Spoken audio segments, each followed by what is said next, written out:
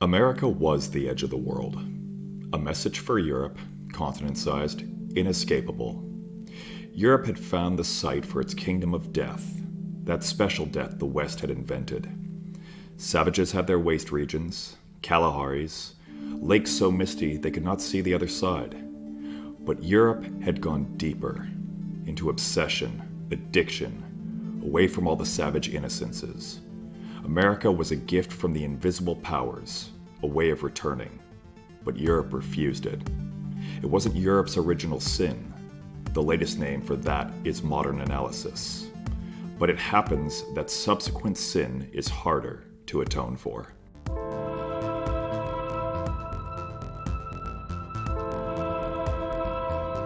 Welcome to another episode of Books of Some Substance.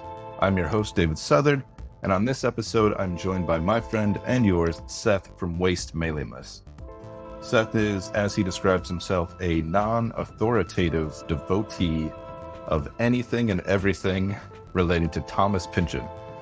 He runs a small Instagram feed, YouTube channel, and Substack, all focused on difficult and demanding literature.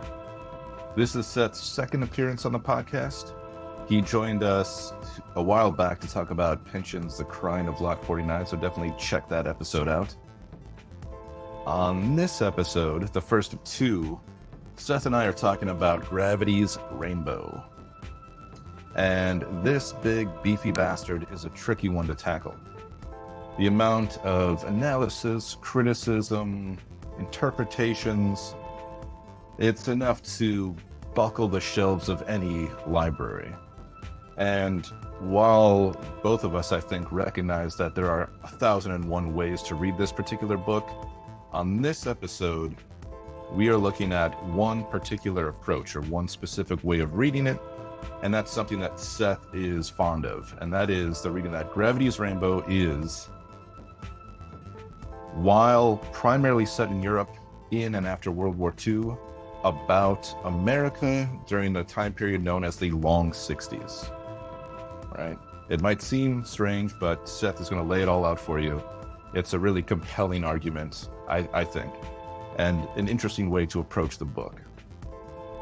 We hope you enjoy this episode. Thanks for listening, and thanks for watching.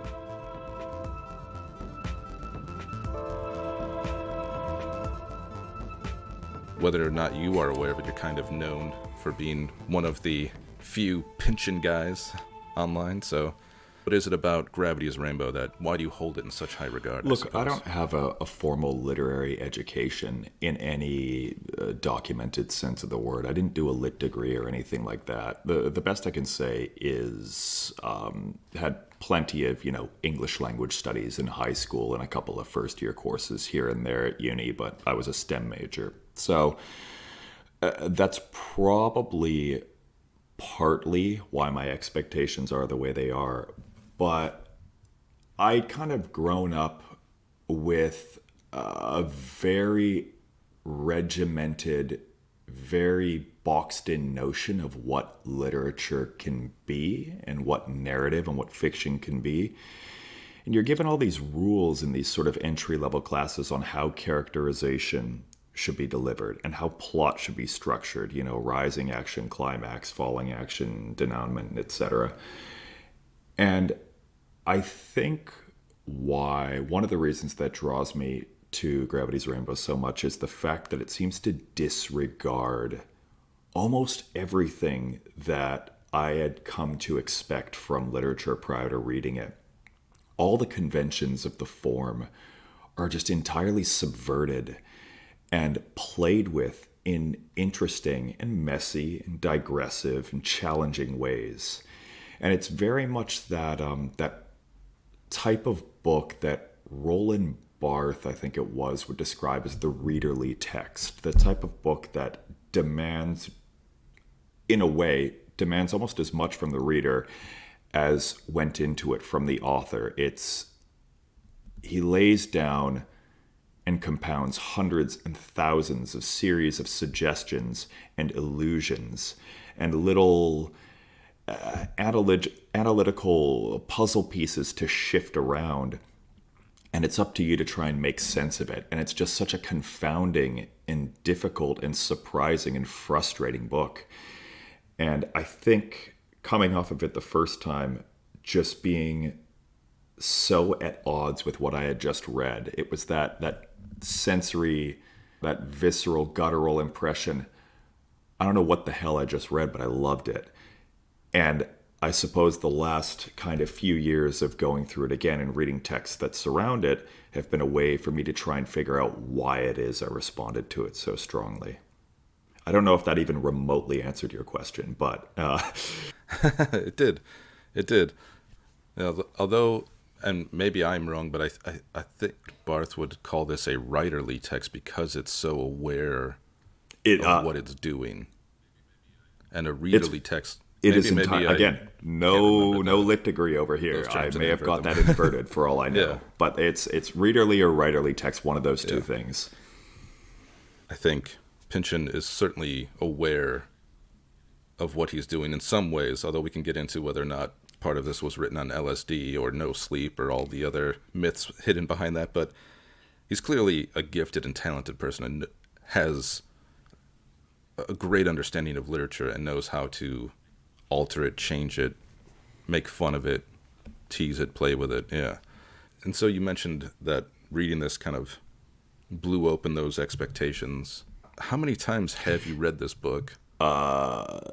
Very hazy answer for you. And look, cover to cover, 3 to 4. But as I may have mentioned, because this book has been so instrumental in my thinking and the way I view the world and the way I view art and literature, I almost always have a copy sitting out at my bedside table or on my desk, and I'm just regularly flipping through different passages as they come to mind, as I find these sort of webs of interconnection and influence and stylistic lineage in works both before and after it. You know, you read something from Gaddis and you go, oh, that sounds awfully familiar. And then you go and you start to tessellate out these little networks of interrelation, or you read, you know, something from T.S. Eliot or Joyce, all these people that kind of focalize together at this nexus point that is Gravity's Rainbow. So again, digressing from your question, 3 to 4 times cover to cover, but I pick at it constantly. I'm just sampling little bits here and there all the time at different points all throughout the book. Because you look at something like the counterforce sequence at the end, I've probably read that whole thing maybe 5 or 6 times through. Or the Franz Perkler sequence in Pienemund in the Zone. That's one of the strongest sections of the entire book. I've read that a number of different times. So it really depends which part we're talking about. So I read it for the first time last year when we were initially going to do something with this, and then reread it again and just finished it about a week ago for my second read. Why don't we talk a little bit about initial approaches to the book, any particular editions, and what I kind of have an idea of what your first response was, but when you first picked it up and were going through it, I'm curious if you had my similar reaction, because the first time I actually picked up the book and tried reading it was sometime in college, 15, 20 years ago, and I couldn't make it past maybe 100 pages. And mostly as a result of just, life happening, trying to read this slowly, getting lost in all of the characters, all of the references, the variety of it, and just not really having a good sense of where I was inside of the story, what was happening. How was your sort of initial read? Did you go in cold like that as well? And did you finish it on your first read? Yeah, so I think I first approached it as a litmus test for myself. I've kind of moved away from reading as an extreme sport, which I think I'm still somewhat known for in the small literary ecosystem I occupy. But the sort of hold my beer approach to literature, it's big, it's hard, I must read it. I'm less swayed by books like that now, but that was sort of the headspace that I went into it. I had just read a couple of other Pynchon books. I'd read Infinite Jest, these things that are touted as the most difficult, quote unquote, insurmountable books out there. And I go, well, that's the next logical step, is Gravity's Rainbow. And at that point, I had read Lot 49, Inherent Vice, Mason and Dixon and whatnot. So I was like, yeah, we can give this a go. So I was fairly familiar with Pynchon at that time. And I did make it all the way through. But I chose to do it in a way that I actually dissuade other people from doing. And we'll probably get into this a little bit more, but this is the type of book that invites you into a series of hundreds of little, what I would call analytical roach motels. There's so much referential and historical and illusory material in here that you could get lost in the weeds so easily. And so I went in armed with Stephen Weisenberger, and I went in with the Cambridge Companion to Pynchon, and I had Pynchon notes open, and I was trying to grasp every single little reference and allusion the first time through. And the fact is, it's the type of book you can almost view it like a scanning electron microscope.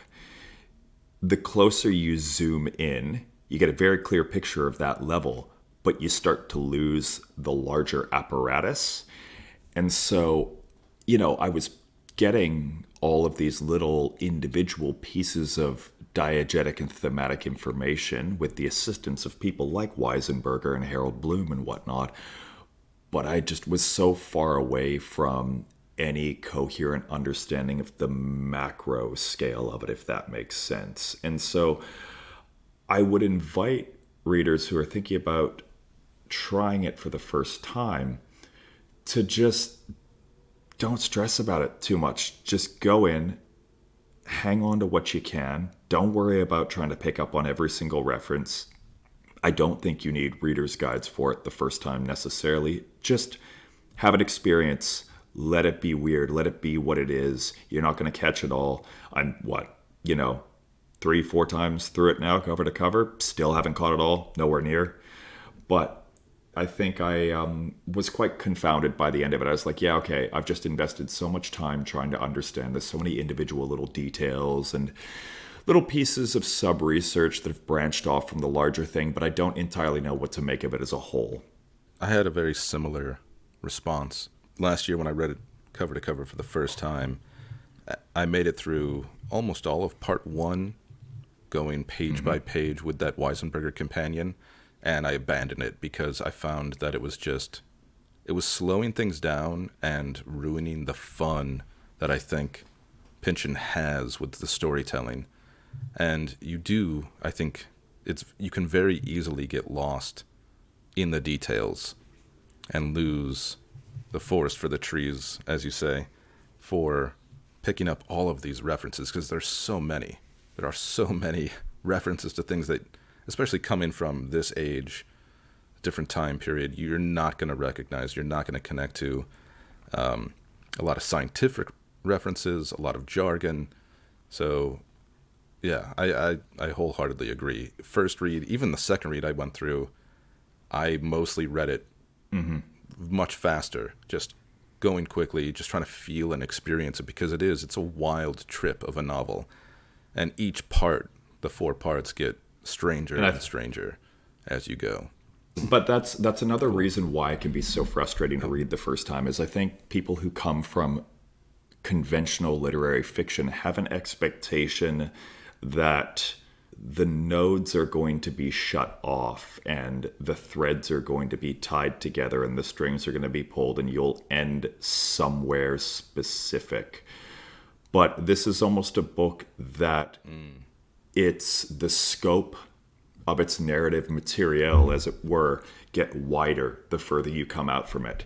It's almost V-shaped, which, not trying to be cute, but that the thought just came to my head. There is maybe, he is fascinated with the concept of divergence and convergence.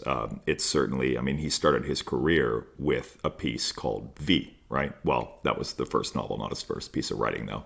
And you see it, I can't remember the exact line, maybe I have to look it up, but there's a line where I think even Slothrop realizes this when he's in the zone, and he's talking about how there might be more than one I don't know. He doesn't call it a narrative or a path. What does he call it? I know the exact. Do you remember what I'm talking about? Well, excuse me. I know the rough area, but off the top of my head, it's not coming to me at this second. But I wonder if you could pull it up there. Apologies. There's a minor technical difficulty during this moment, and there was a quote that I was looking for, and it was when Slothrop, I believe he's talking to Bodine, and he says, "This is some kind of plot, right? Everything is some kind of plot, man. And yes, but the arrows are pointing in all different ways," which is Slothrop's first news out loud that the Zone can sustain many other plots beside those polarized upon himself. Back to the episode. So, Where were we? I think this first episode is kind of going to be for people that are reading it for the first time, maybe better understanding some context. And you mentioned it yourself that as you've gone through in multiple reads, you've begun to approach things differently or have a better concept of what he's trying to do, maybe things that he's trying to say. And so ostensibly the novel is about things that are happening on the page, World War II, a nebulous they looking into these individual people controlling things. But it's clearly it's about so much more than that. And he makes references to a lot of these things in it. But maybe we start with that sort of base layer first, about why is it set in this particular time? What events in the setting of the novel do you find particularly relevant or important to understanding the story in a better way? Clearly, Pynchon is very obsessed with technology and military technology and the ethics behind these decisions and who makes these decisions. So what else in this sort of time period do you find particularly relevant? So, as I understand the question, we've got a novelist in the 70s writing about the 60s through a novel that's set in the 40s, which is a very sort of odd way to approach your subject matter. So instead of answering the question, why World War II, I'd like to reframe the question, why the V2? Because the V2 is this seminal central piece of both narrative focus and iconography in this book. And considering that the nuclear bomb really is the kind of the radiating halo that sits over the entirety of the 20th and 21st century, why did he pick this smaller, less important weapon as his subject of focus? And I can give you some fact and I can give you some conjecture. So, perfect. So let's think about when this book came out, okay?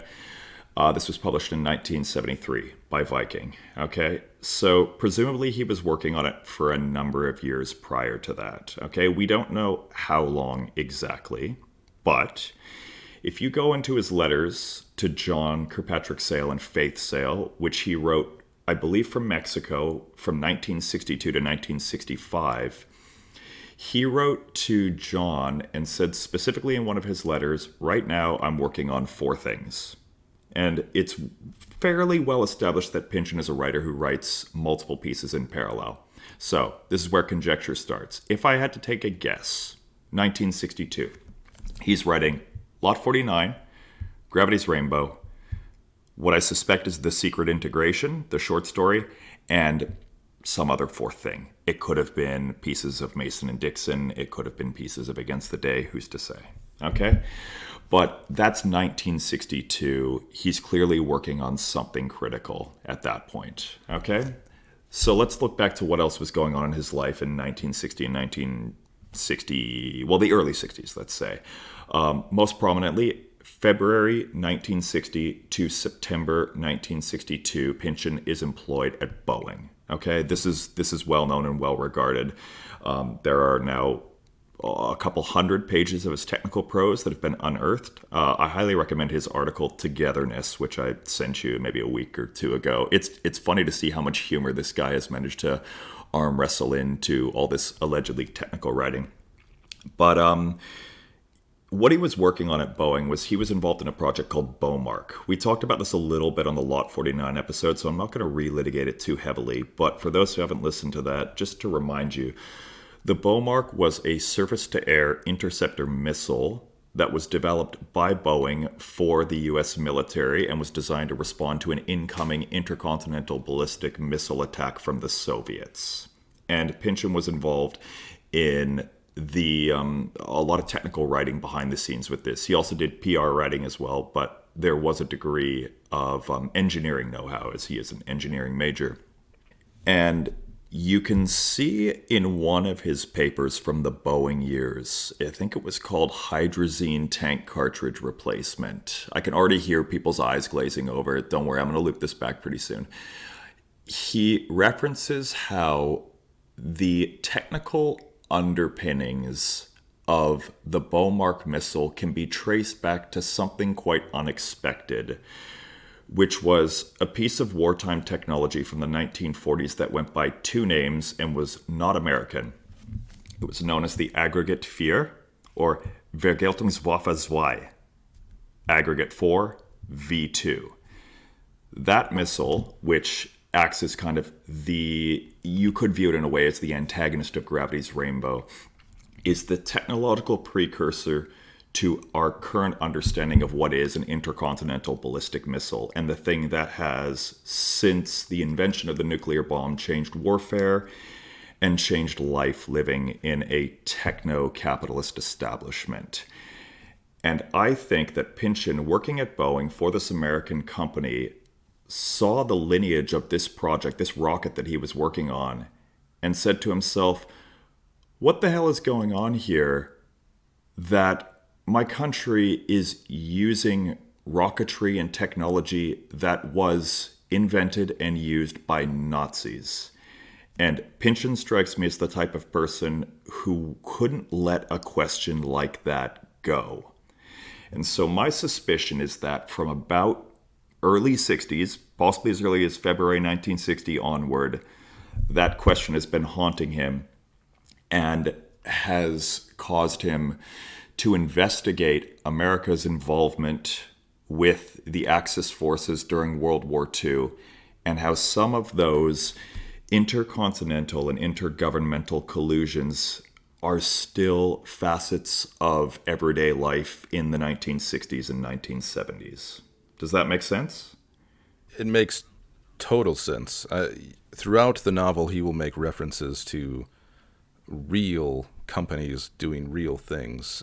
He often mentions IG Farben, the Shell Corporation, GE, so many of these companies that through various arms essentially profited off of death. War profiteering is really a huge part of it. And there is reference in the novel to scientists going to work for the Americans. I think maybe he uses a quote at the opening of... You're talking about Werner von Braun. Yeah. Going to work for NASA, the whole Operation Paperclip. And we're going to get to Operation Paperclip because I think it has a very clear relevance to Pynchon's work at Boeing. But I also think that just the time period that he was writing in was a period where people were questioning the establishments and the systems of control and government and judicial processes that oversee them, because this was the 60s. This was written in a period of American life where it's been said that there was more division between citizens and their government than there was since the Civil War. It's arguably one of the most tumultuous periods in American history. And I tend to look at it through the framework of the long 60s, which is kind of an arguable timeline, but you could almost view it as the sort of life cycle of the American counterculture as it's conventionally understood, We kind of gave signposts for it again in the Lot 49 episode. Some people say it starts on the moment that the Beatles played on the Ed Sullivan Show, which was 1964, I believe. And then some people say it ends at Woodstock 69. But I think you could spread it out even further, really. Because if you think about the sort of social concerns of the 60s, you've got the Cold and Vietnam War. You've got race relations. You've got gender politics. You have, what else is there? Give me a few more here. Like, there's quite a lot going on. Yeah. I mean, mixed within there, you have like his famous the Watts riots, police brutality. There's, I mean, he even, not to kind of jump the gun in a little bit, but he also is not, he doesn't shy away from criticizing this movement either, especially as it deteriorates. I think that's directly relevant to particularly the fourth section of this book, because the counterculture was, there are a number of different ways that you could slice it, but it was, for all intents and purposes, a failure. Not necessarily because they didn't achieve some of what they wanted, but also because plenty of the prominent figures involved in the counterculture were either assassinated or co-opted into the again, to borrow that term I used earlier, techno-capitalist complex, basically. But what we have is we've got an author at the height of his intellectual abilities, his sort of early 30s, and he comes from a lineage of social and power skepticism, and he is in a very tumultuous social time. So, I mean, long 60s, you could spread it out even more and say the publication of Ralph Ellison's Invisible Man, what was that, 1952? That could be a point where the ideas of standing up to the power structures as they were previously understood become a little more pertinent. And then you could kind of trace it all the way through to Richard Nixon's resignation in 1974. Other possible entry points would be MK Ultra, 1953. Marilyn Monroe's Playboy centerfold, I think, is a point of kind of a signpost on the map, or a star on the map, to put it in GR terms.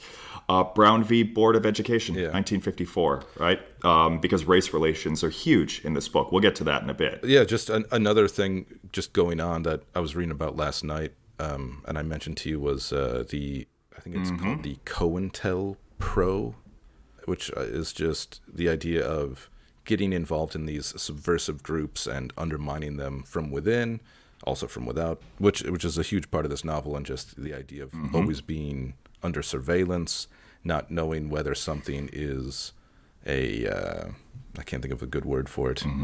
A plant. Someone is a plant. If an event is real or not, and all of these sort of play into one particular character's psyche. But I think you see it in all of the characters' background stories, and slowly throughout the narrative, they all sort of realize these things, become jaded by these things, and it feels there's an article, and you made reference to Pynchon notes, which I just discovered probably too late. Incredible resource into my second reading of this book, but it is an incredible resource, and I feel like we got to shout out this article called "Anachronism Intended: Gravity's Rainbow in the Socio-Political 60s" by Frederick Ash. I don't know this particular scholar. It's been a while since I've been involved in scholarly things. So, but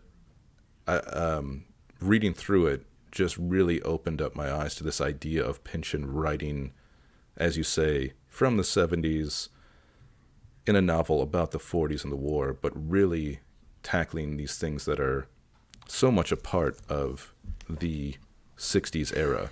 And I think one thing that makes this novel so unbelievably good is that and maybe this is a sad reality of things never really changing, but it feels incredibly relevant today, not just as a historical piece of literary dynamism, which it is. It really does. And again, maybe this is more a sad comment on just things never really changing, but it feels incredibly relevant to those Well, events. I that mean, are history happening has proven itself to today. be painfully annular, circular, right? And there's that Yeah. line, that concept. It's in the zone, I believe, and it's getting into sort of the animism and the mysticism of the rocket. And they talk about this idea where, yes, the V2 follows a parabolic arc, but if you took the Earth away, that parabola would continue and it would circle around and around and ad infinitum. And I think that is potentially this notion that history has this way of recapitulating itself over and over again. The American Vietnamese author Viet Thanh Nguyen has this line that he talks about. I think it's from The Sympathizer, but don't quote me on that. All wars are fought twice, once in reality and once in memory. And I think that starts to get a little bit closer to this idea of what Pynchon is trying to do by overlaying the American 1960s over top of the American, or the European 40s, I should say. I made kind of passing reference when we were putting together some notes for this to the moire effect. Are you familiar with the moire effect and what it is? Vaguely, Well, but if basically, you it's a wouldn't mind, visual please. interference pattern which occurs when you take two repeating structures of lines and repetitive lines or patterns, and you overlay them over top of one another, and a third image or structure emerges. Oftentimes, a really annoying example that I can say. I did a YouTube video a little while back. I think it was the one where I was talking about William T. Volman, and I'm wearing a lined shirt, and it's interfering with the refresh rate of my camera. And so you see these waves across my shirt. It's a classic moire. It's what you would see. And throughout this book, Pynchon references the moire effect almost a dozen times. I was able to pull up 9 explicit references to it. The yeah, there's one in Oh, okay. particular, if I may. And it's actually interesting because it involves Malcolm X Yeah. and Jack Kennedy. It's from the counterforce sequence, Yes. right near the end. Malcolm looked up from some Harvard kid's shoes and caught the eye of Jack Kennedy, the ambassador's son, then a senior. Nice to think that young Jack may have had one of them immortal light bulbs then go on overhead. Did Red suspect his rag popping? Just a shadow of a beat? Just enough gap in the moire there to let White Jack see through? Not through to, but through the shine on his classmate Tyrone Slothrop's shoes. Interesting, this idea of looking through the moire. And so why I think he keeps coming back to this idea of this pattern is what I view GR kind of on the large scale is an exercise in chronological or temporal superimposition, where, yes, it's a book that's set in the 40s, but for someone who prides himself on historical verisimilitude, we've got down to dates, weather patterns, specific rocket strikes. This is meticulously researched. All the details are there. So why is it that these little units of cultural and sociological relevance and historical relevance from the 1960s keep slipping in if it's not intentional and if he's not trying to do something with it?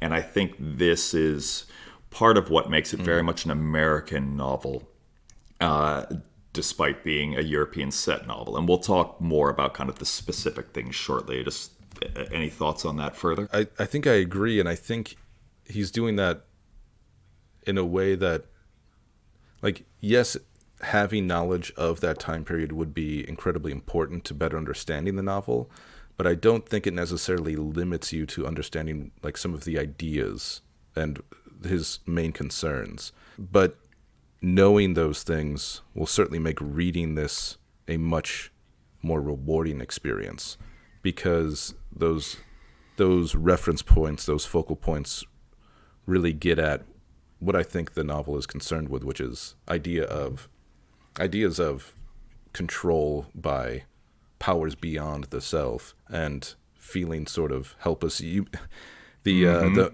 immortal bulb in that quote that you referenced, of course, makes me think, because why wouldn't it, of Byron the Bulb. And that little fable near the end of the novel, I think, is such a great encapsulation of this very funny but somewhat nihilistic view of a person who is aware of the truth of what's happening around him, or it, in the case may be, but feeling helpless by those things. And I think that is definitely a part of, I think, the end of that sort of 60s era is there is a helplessness to that feeling, and a helplessness to looking at these things, recognizing all of these injustices, and feeling powerless to change them, feeling trapped in the repetition of them. And maybe that's also part of it, why he's doing that sort of moire effect as well, is saying that these things do overlap. They do overlap in a certain way, and that this time period of the 40s, this was maybe a changing point, but it's a changing point in time where things are going to start getting a lot weirder and a lot more complicated. No, but that's a long rant to say. You're entirely... Yeah. What's the opposite of off base? On base? That's not a phrase. Anyway, yeah. Well, first off, sure. Byron the Bulb. In the first ballpark. off, great little short story. It seems like something that may very well have been something that he could have put into Slow Learner, but he managed to graft it into the larger Gravity's Rainbow. Who's to say? But it is a very self-contained story. But here's the thing. The Phoebus Cartel, not a story. Real thing that happened. It was a collusive project between Osram Licht AG and General Electric, and it ran from 1925 to 1939. Incandescent light bulbs should be able to last a hell of a lot longer than they do, but they specifically put a preemptive obsolescence in them. And I think, just think of all the ways, this idea where, yes, this thing can live for longer, but we're not going to let it. Life is a commodity.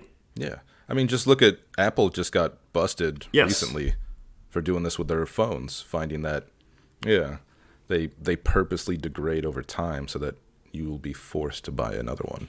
And that's a market war strategy. is a celebration of market concept that he repeats, I think, verbatim at one point, but throughout the novel. And it's interesting that you mentioned that Byron the Bulb segment, because it makes me think of a particular line from that segment. I think I've got it here. His youthful dreams of organizing all the bulbs in the world seem impossible now. The grid is wide open. All messages can be overheard, and there are more than enough traders out there on the line. Profits traditionally don't last long. They're either killed outright or given an accident serious enough to make them stop and think. And most often, they do pull back. All right. This was written in the 60s. Let's do a bit of a roundup here. February 1965, Malcolm X. JFK, November 1963. Richard Farina, to whom the novel is dedicated, April 1966. Fred Hampton, 1969.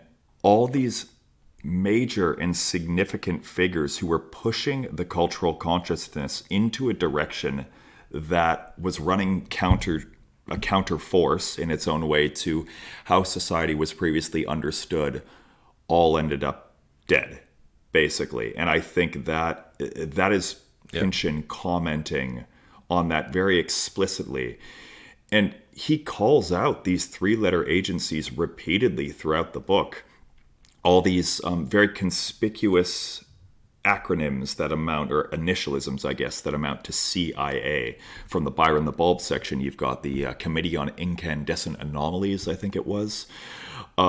It's this idea where in the 60s, people started to become aware that maybe this system, this larger governmental structure that claims it has your best interest in mind, doesn't actually have you as its end user as a priority. And we talked about this concept in the Lot 49 episode.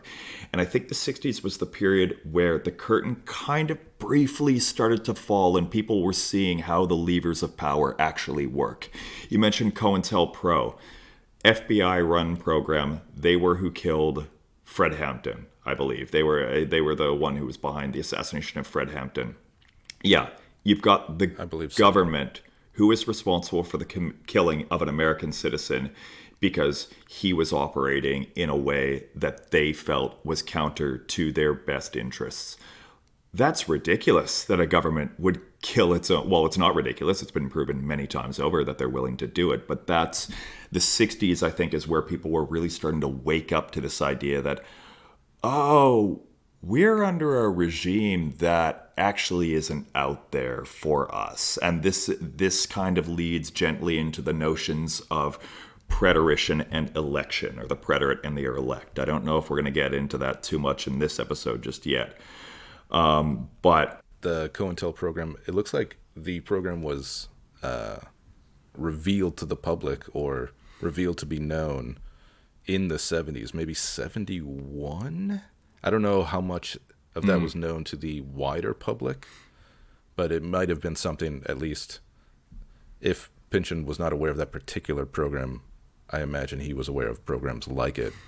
And reading parts of the language in it, you see language like the intended effect was to expose, disrupt, misdirect, or otherwise neutralize groups and people that were considered subversive. And which is a language they don't use anymore, but essentially still do, but feels very much a product of that time period and plays out in the narrative that we read, though we're never really told who these people are totally. We know some of the actors, we know some of the how would you call them, servants, I guess, in, who is it, Prentice? No, not Prentice. oh, Who works Pointsman. at White Visitation. Yeah. The Pointsman, there it is, sorry. Yeah, you see it in Pointsman. He doesn't really know who he's working for necessarily, but he is going through these acts given by who. We Not don't only know that, what but orders from Pointsman where. himself is, in his own way, a victim in this novel because he's been fed a narrative and he is latched so tightly onto the concept that Slothrop is somehow able to prefigure or has precognizance for V2 strikes. Not something we'll get into too deeply now, but I think the legitimacy of Slothrop's precognizance is very much dubious and up for question when you get to the end of the novel. But Pointsman throughout the entire way through, in order to justify himself, he just has to lock on to this idea that, nope, this is what's going on. This is how the world works. He's been fed a narrative from something larger than him. And, we keep using this word narrative. Theater is such a critical element of this, and it's such a critical element of what was going on in 60s life. The story you were told and the story as it's actually occurring. I mean, FBI Director J. Edgar Hoover, who Pynchon calls out by name in this book, by the way, he once said that the Black Panther Party was the greatest internal security threat that the United States has ever seen. So it's a country of how many 100 million? The Black Panther Party at the peak of its relevance was about 5,000 members strong. Like this idea that these people are somehow armed and dangerous black militants who are out to get you. Do you people even understand what the Black Panthers were out to do in the first place? And there's some relevance to the book. I'll loop it back in a second. But they were completely sick and tired. Huey P. Newton and Bobby Seale got sick of seeing all these black people being abused by the police, which is, of course, something that still has relevance today. And so they would go around open carrying weapons, and when they saw people being mistreated by the police on the streets, they would go up, reveal their weapons, and read them their rights out of a California law book. That was their primary initiative. And Pynchon kind of establishes his sympathies for the racial equality movement in that essay you mentioned earlier, Journey into the Mind of Watts, which he wrote in, I think, 66. I'll pull it up in a minute here.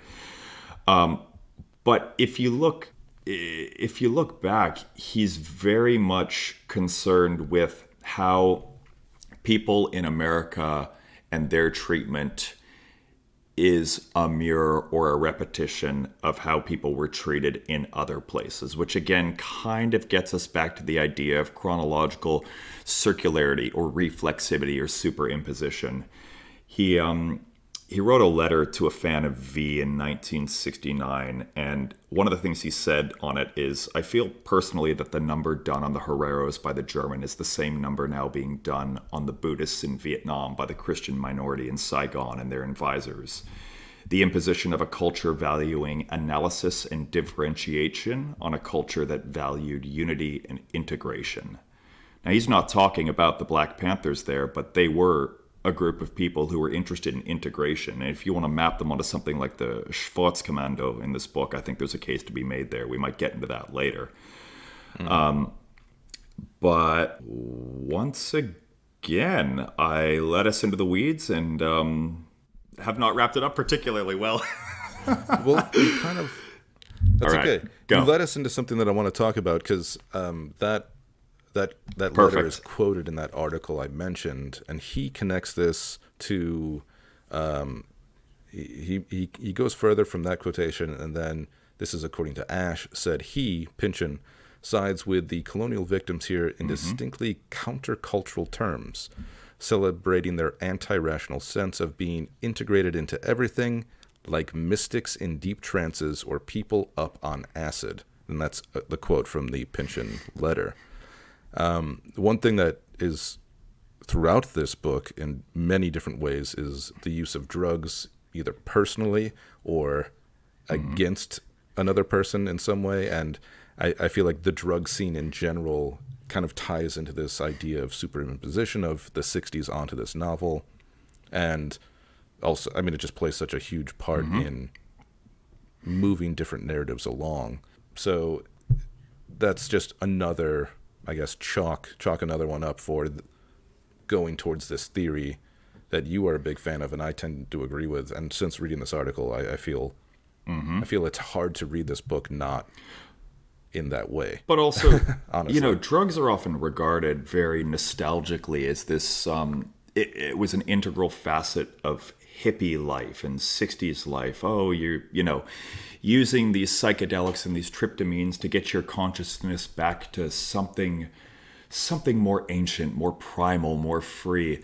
But the fact of the matter is, a lot of the drugs in circulation were facilitated under the purview of the U.S. government. And that kind of leads us back to, I mentioned one of the signposts of the long 60s is MK Ultra. Yes, and that's was MK a Ultra. number of different things were used. But two drugs of particular note from MK Ultra, sodium amytal, which obviously has relevance to Slothrop's interrogation in part 1, and LSD. There was a period of time where the government was deeply afraid that Soviets were going to get a hold of LSD and were going to somehow use it to drug their citizens or drug people from, the military-industrial complex. And so they bought up 10 kilograms. I read a piece which talked about the history of LSD and MK Ultra. 10 kilograms is what they bought up so that they could stockpile it for whatever they chose to do with it. And it was also a way to test there were theories that they could use it to sort of play around with mind control. And of course, and mind control, and we get into sort of themes of cybernetics in this book as well. The way that organisms, both organic and inorganic, react to stimuli, whether externally driven or internally driven, right? Mind control and being compelled to behave in certain ways that may or may not be by your own conscious doing.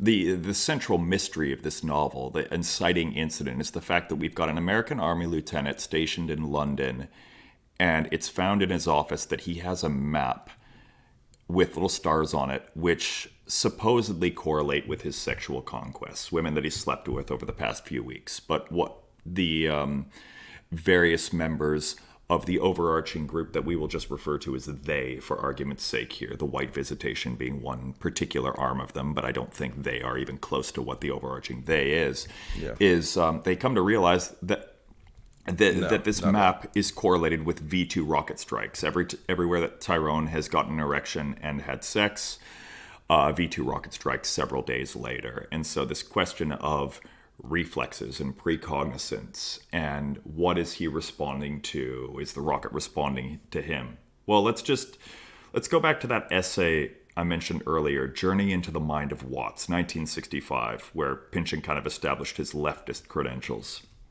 Short quote, medium quote here.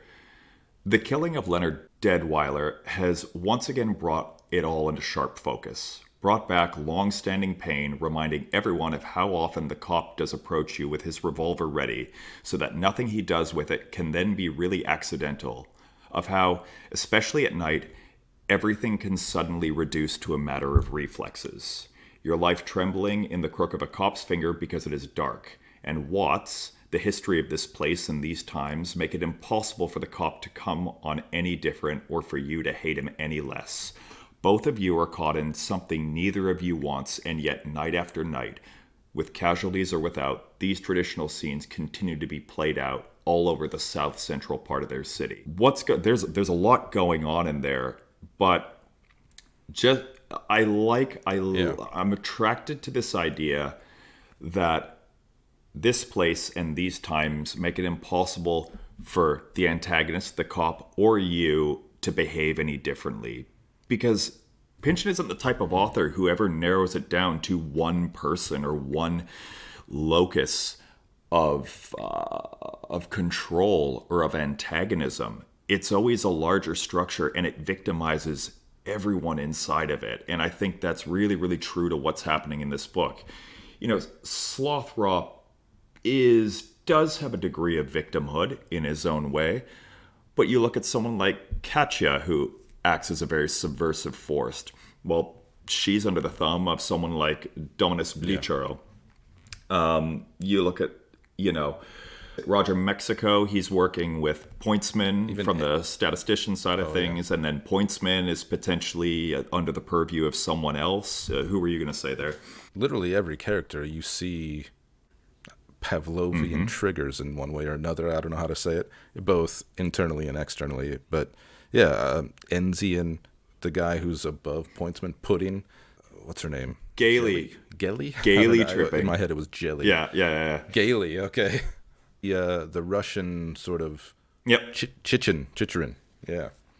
So many of these characters have these things that you see, these forces sort of built into them, these reactions, these almost, I guess it brings into question ideas of free will in a lot of ways, and how much self-control you actually have, which, this novel is often considered the greatest postmodern piece of fiction, and I think it is that in a literary sense, but also in terms of an ideological sense, in that it attacks the idea of individual agency in a way that you haven't really seen before, at least not that I'm aware of. Not in such a, like, the division between modernism and postmodernism is often along those lines of modernism is obsessed with individual consciousness, how a person thinks and perceives the world, whereas postmodernism tends to focus more on the idea of outside forces controlling that perception of individual reality. And I think in this book you see all of those forces coming together on all of these different people, some of whom at first you may think they have control over what they are doing and what's happening in their lives. And then Pynchon has this great way of subtly undermining that agency by revealing something about their backstory. Maybe they have these, something he gets into a lot, sexual proclivities or perversions, however you want to think about them. So yeah, this idea of, I don't even know how I got into this. Okay, but see what keeps happening to us? This idea where we open up with an idea and it branches out outward further and further and further until we can't remember what the fuck we were talking about in the first place.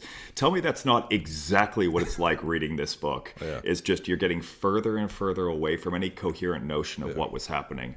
So let me attempt to draw it back, and it was your use of the term postmodern and how you defined it. Okay. I've gone on record saying that I don't find it a particularly useful term anymore, mostly because I think it's been, I've said this before, I think it's been diluted to a series of vague kind of signifiers. You know, people almost use it as a shorthand for long, difficult, complex, typically male fiction, which is fine, and I think there's a degree of that in there. I've been trying to come back to it and find something useful in it. I like Brian McHale's, Brian McHale's thesis, the delineations between modernism and postmodernism. And he says that modernist fiction is concerned primarily with matters that are epistemologically dominant, and that is to say, it's concerned with what knowledge is, how it's produced, who's receiving it, so on and so forth. Postmodern fiction is ontologically dominant. It's concerned with what the world or the characters are, how they were put there, and the sort of dissolution or boundaries between those things. I think that's an interesting way of viewing this book, because this can be enjoyed without historical context. But I think it's a book that is better grappled with a bit of historical context, and it all comes back to the rocket. It's this nexus of narrative focus. We talk about the conditioning and the responses. Just think about kind of a spread of people. You got Slothrop, who wants to understand both the origin of his rocket, and his conditioned responses to it. Pointsman's obsessed with free will, and it's focalized through his attempts to understand Slothrop's abnormal sexual responses to the rocket. Weissman wants to subject the rocket on the world with this kind of goal of sexual and spiritual salvation. Enzian wants to use it as a means to unify his broken people. Chicherin wants to understand his family. It all comes back to the rocket. And so if we were going to link it back to Pynchon's work at Boeing, the way you would do that would be with Operation Paperclip, the conspiracy we spoke of earlier. To what extent do you understand what happened in that project? Do we want to get into that a little bit? My understanding is quite vague. It's been a while since I've looked into it, but essentially it was an operation to recruit scientists as a way to get them to come and work for American industry or American governments and keep them out of the hands of Russian agents. Was I guess part of their rationalization for the project, and in doing so, they bring people in who were essentially killers. I don't know how else to say it. Some of them, and that's really, I guess, the broad overview of it. But I imagine there's specifics that come into play when you're thinking of it in terms of this novel. There's a few things. I mean, you got the broad strokes there. As background, the U.S. They have a long and storied history of employing Nazis out of geopolitical expediency. That's kind of the shortest way of looking at it. And in the context of the end of the Second World War and occupied Germany, Germans were second to none at that time in rocket engineering. Like I said, the V2 is the modern predecessor to the ICBM, which is the thing that defines warfare now. So Operation Paperclip was a governmental program run by the U.S. that occurred between February 1945 and 1959, in which 1,600 Nazi rocket scientists were captured and detained for U.S. employment. Basically, they went to them and they offered them a choice. Do you want to try your hand at Nuremberg, or do you want a goddamn job, basically? But I think it's a fun story as to how they actually managed to figure out which people they wanted to bring back. And it goes back to Ossenberg's list. In 1943, Germany is at a strategic disadvantage against the Soviets. They basically had to recall thousands of German scientists and engineers from frontline combat to Peenemünde, where obviously a large portion of this novel is set, for weapons research. And Werner Ossenberg, who was the head of the Defense Research Association for Germany, he basically identified 1,600 key technicians to whom the German government could trust to be politically sympathetic to their cause while they continued to spearhead rocket research. And so these names were literally gathered on a pen and paper list. Well, at some point, Werner Ossenberg got quite paranoid, which is obviously also a key emotional register that runs its way through this book. And he decided to dispose of his list. And he did so by stuffing it down a toilet, which, of course, we've got some diegetic relevance to what's going on, particularly in the first part of Gravity's Rainbow. And that list was found in the toilet by a Polish lab tech who transmitted it to MI6 and then back to the OSS, which is now the CIA. Boom, the US has his list of rocket engineers, including, notably, Walter Dornberger, who is an absolutely horrific human being. Look him up. He is nightmare fuel. I firmly believe that he is the model under which Colonel Weissman or Dominus Blichero in this book is based. And the other one who more people would know is Werner von Braun, who, you mentioned it earlier, the deeply sarcastic, deeply spiteful epigraph that Pynchon reads in the beginning of the first part. This, what is it? Nature does not know extinction. All it knows is transformation. Everything science has taught me and continues to teach me strengthens my belief in the continuity of our spiritual existence after death. Mate, you employed slaves to build rockets. Like, it's just ridiculous, these excuses that von Braun made for himself. Again, probably getting a little bit ahead there, but this is something that Pynchon clearly had to know, right? He's working on this rocket that is the direct result of this project. Yeah. He throws a lot of that in especially when he's retelling Kepler's story. You get a lot of some of this background information. It definitely comes into play there. Kepler, I firmly believe that character is based on Werner von Braun, because so many of the characteristics of that character, that arc, that chapter, I think it's like the third or fourth section of In the Zone, which details Franz's history at Pienemunde and being overseen by Blichero. Yeah. Walter Dornberger was Werner von Braun's direct overseer. I think these two are modeled after these two real-life characters.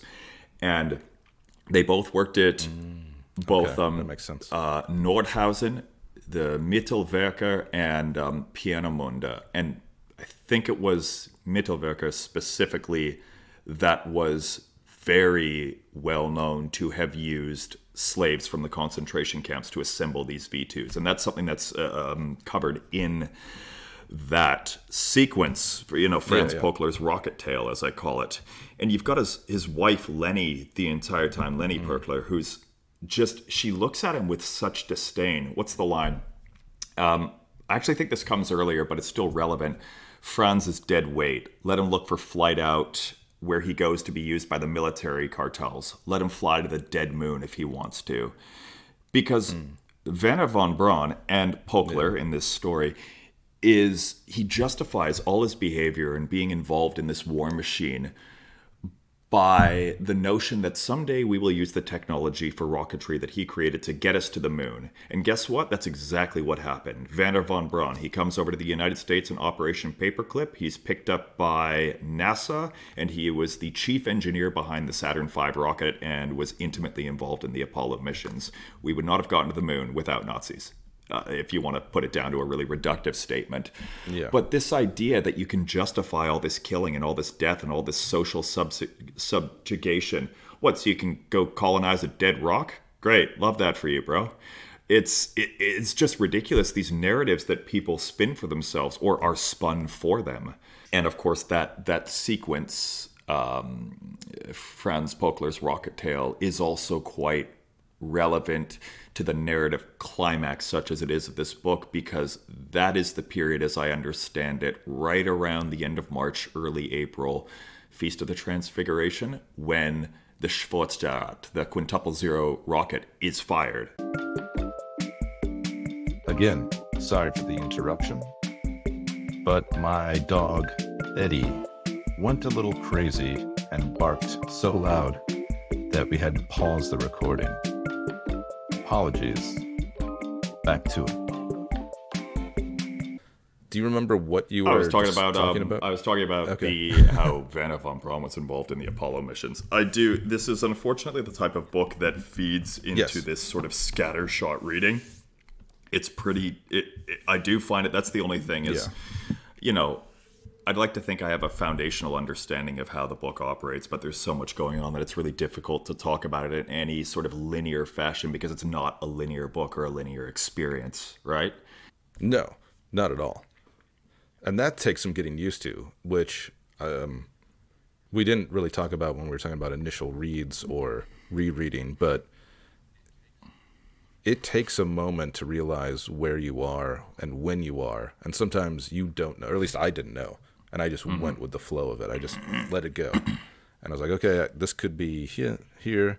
And especially later on in the book when I don't know how many sections where you have Slothrop waking up in a new, strange place, usually high or drugged or sick near death after drinking some tainted water from a creek or something like that, or a fountain. But yeah, there's a lot of, you're slipping in and out of location and time so much that it's hard not to go in every which way when you're talking about the book because the narrative itself is going. But again, part of it as well as so many of the experiences and the themes and the dominant moving parts of this book are things that can be applied to the 40s, the 60s, now.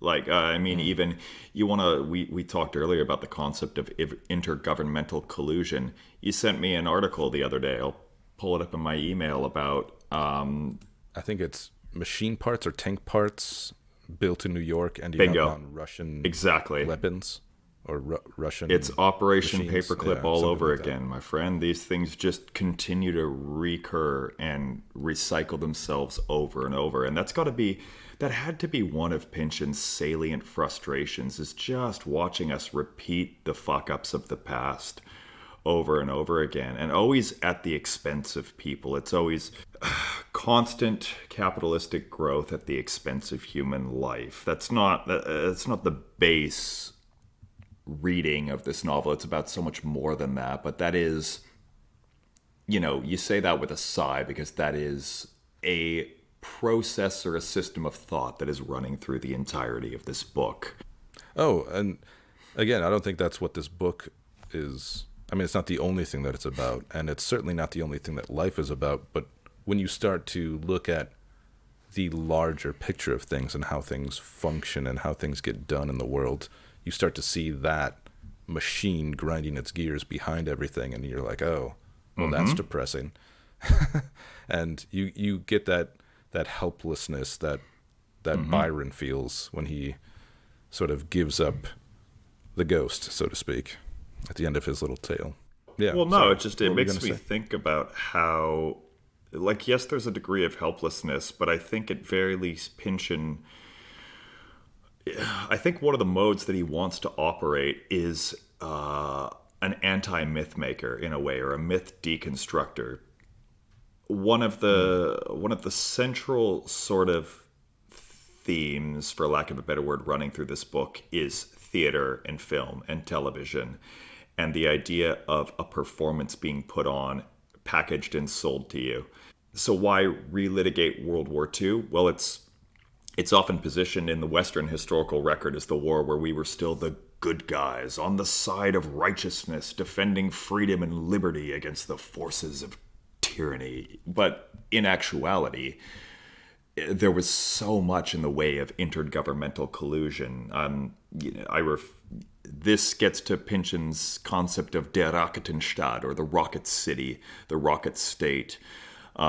This sort of cartel of interconnected techno-capitalist interests that will operate at a level so much higher than anything you can ever reach. Proverbs for paranoids. You may never reach the master, but you can tickle his creatures, right? Yeah. And there's so many of these characters that are positioned as quote-unquote antagonists in this book, namely Bleachero and Pointsman, they're not really the antagonists. They're symptoms of a larger problem. And I think that's what Yeah. Pynchon wants to reveal is that, yeah, guys, we're all stuck in this system here. No matter how much control you think you have, it's not what you think it is. And he wants to really kind of take apart the narratives that we've written for ourselves and say, yeah, no, what we thought we were doing, maybe not as righteous as we thought in the first place. And yeah, I think you hit it. You hit at something that's kind of important, is that the antagonists that the novel presents sort of fall away as those. You mentioned the two big ones, but also even Chicherin and Marvy. Major Marvy. Their drives. Yeah. They're somewhat, I would say, agents of evil in the book, but their sort of storylines fall away like everyone else's. One thing we didn't cover, and maybe it'll be something we do in the next episode, but I think to kind of bring it back, and maybe we already did just there with that wrap up that you so eloquently gave, but tying it back to your main thesis, that this is a book written about the 60s, and the end with Richard M. Schlub. Why Pynchon decides to end there. Maybe we keep that. Well, like my thoughts as to why that is, why he decides to end with Richard M. Schlub as the manager of the Orpheus Theater. In that article that we've referenced, he kind of talks about contemporaneous reviews of Pynchon and finding it strange that most people, when they first read this book, don't see those overlaps of 60s references and ideas. And they, at the end, when we're thrown into, what is it, 71 or something like that? I can't remember what year, if it says a year. Yeah. And we're given this anachronistic Nixon, perhaps. People are sort of thrown for a loop for why all of a sudden, for a book that's about World War II, are we thrown into this place and this time? And what does that do? What is that trying to say? It's bigger than just that sequence, for sure, but I think there's so much density packed into those 3 pages. Orpheus Puts Down Harp, I think is the name of it. And next episode, I want to get into this idea of Slothrop as an Orphean or an Orpheus figure, because I think there's a lot to be said on that subject. But I mean, the basic premise of that little analeptic digression in that last chapter, I think it's 4 from the final Descent piece, and it takes place with a character, Richard M. Schlub, who is very clearly modeled after Richard Nixon, and he's the purveyor of an Orpheus Theater in LA in the 1970s. And he starts to address the reader in the second person, you, not the royal you, but you as the reader. And he takes you into his managerial Volkswagen, which I think is an interesting, just look at that right there. Okay, so we've got Richard Nixon, staunch Republican, using a piece of hippie iconography that was made by the Germans. So you've got this instantaneous just collapse in one sentence with one little piece of information, the managerial Volkswagen. And they're driving down the LA freeways, and Pynchon loves the idea of freeways, Lot 49, injecting cars right into people. And they pass by the motorcade that's carrying the body of John F. Kennedy. And Richard Nixon just kind of, he has this oblique reference, oh, he was one of the good ones, pays this lip service and then passes on. And then the novel ends, or excuse me, that little sequence ends in just the moment before an explosion. And that, I think, is the moment leading up to the rocket hanging over the Orpheus Theater at the very end of the novel, where we are all left with the final, won't say it here, but I think the idea was that with so many assassinations and so many people of such notoriety and such staunch ideological beliefs that ran counter to how the country was going at the time, particularly with the deaths of the people like JFK, Fred Hampton, Malcolm X, MLK, etc. The person who inherited this country after a brief tenure from LBJ is Nixon, who used his clout to essentially launch a full-scale war on drugs, or rather, if we want to put it in actual terms, a war on marginally oppressed and poor people, basically. And I think this idea with, well, this is the country we got, this is the manager overseeing our theater, what a hell of a place to be, you know? And I think that's, it's not all of what's happening, but I think he's just reflecting on, damn, how did we end up here? And how do we move forward from here? That would kind of be the very brief sort of interpretation of what's happening there. And we've mentioned a couple of times what things we're going to talk about in the next episode, and that next episode is going to be mostly us picking key ideas or themes and just getting into them. What are they? Why are they here? What's happening? What do you think this means? To be honest, like even looking at this now, there's half the fun of it. It again, really hard to talk about this in any sort of linear fashion. You know, we got into a fair bit, but it bounced around quite a lot, and I don't even think we covered everything that was kind of on the list of touch points. But presumably some of it will overlap as well, because again, this idea of it as a 60s novel is entirely relevant. The fact that part of what gives this book so much in the way of appreciating returns is the fact that there's no singular, cohesive, definitive way to view it. There are so many lenses through which you can view this book. We're, you know, for the purposes of this conversation, we're wired into the concept of a novel of the European 40s being about the American 60s, but there are Kabbalistic readings, Gnostic readings, feminist readings, historical readings. There's so many things that you can do, chop and change with this book that I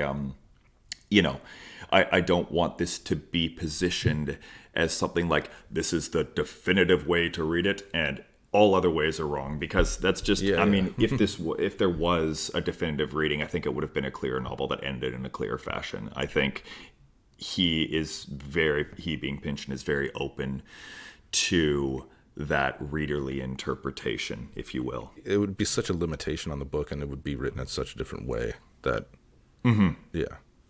I think there is no single definitive reading. Nothing you can say, this categorically is this. No, it just doesn't work that way. And that's, I think, what makes this book, like I said when we were messaging each other, like just the weight of criticism and analysis that has been dedicated to this book is overwhelming, to the point where sometimes, especially if you're a first reader or even a second reader, having all of that just might be a distraction. So if you could just go into it and enjoy it, then you find the things that speak to you, and you'll find all these different paths you can go down. And sometimes those will open up new scenarios and new ways, new lenses, new ways of reading the book. But I never think personally that it's good to know too much or know other people's strong opinions about a novel before reading it. And maybe that's just my own thing. Maybe I'm too easily influenced. I don't know. But I like going in pretty open-minded to a thing. And you should have the opportunity to formulate your own perspective, and then welcome the possibility that that perspective will be upended. Because there was a period of time shortly after my first reading where I could not comprehend for a moment how people thought this was an American novel. I just didn't see it. I was like, this is a novel that takes place entirely in Europe, with the exception of a couple of small digressions and analytic sequences or analeptic sequences near the end. And so it was, and it's just the part of what makes it an interesting experience is each time I come to it, again, I come to it with something different, and having read or encountered different perspectives, because it is the type of book that draws an enormous cult following behind it. And just talking with people like yourself about it makes it all the more enjoyable to try and kind of attack it from different angles. And, you know, Maybe I'll come at it with a Gnostic reading next time I go at it, or a Calvinist reading, which is kind of the place from which the notions of preterition and election come from in the first place. Like, it's great for exactly that. It can take you in a number of different directions, as I'm sure was his intention. And on the next episode, once we start getting into these different specifics of the book, I imagine we'll have different approaches to each of them. So yeah, that'll absolutely. Thank you, Seth, for coming on and talking Pynchon and It talking is Gravity's always Rainbow. a pleasure. I would have loved to have someone more authoritative and more knowledgeable and scholarly than myself here, but you know what? I'm more than happy for the opportunity to talk our resident 60s weirdo.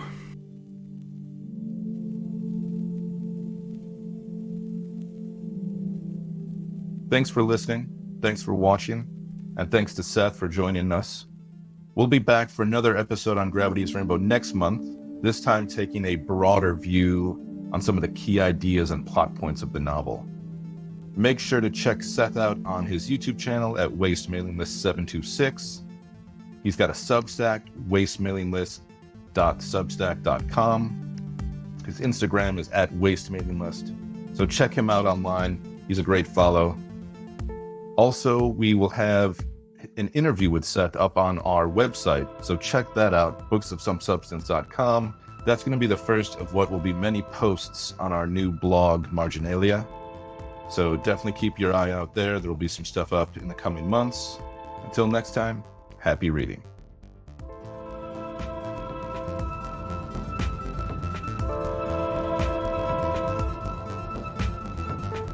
Mount Franklin, lightly sparkling raspberry, hint of natural flavor. Only the most masculine beverage over here.